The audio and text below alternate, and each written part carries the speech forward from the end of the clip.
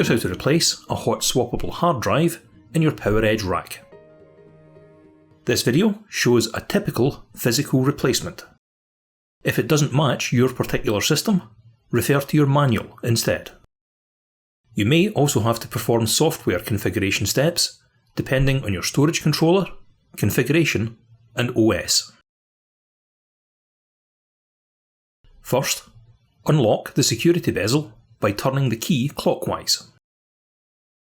Press the release button, then open and remove the bezel. Press the button on the drive carrier to release the latch, then pull to remove. Remove the screws.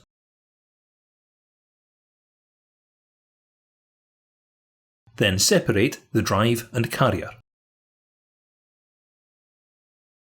Fit the carrier onto your replacement drive and replace the screws.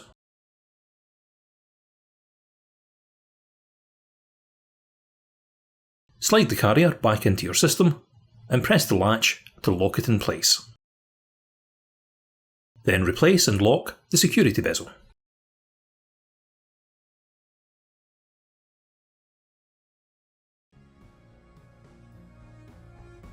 Thanks for watching.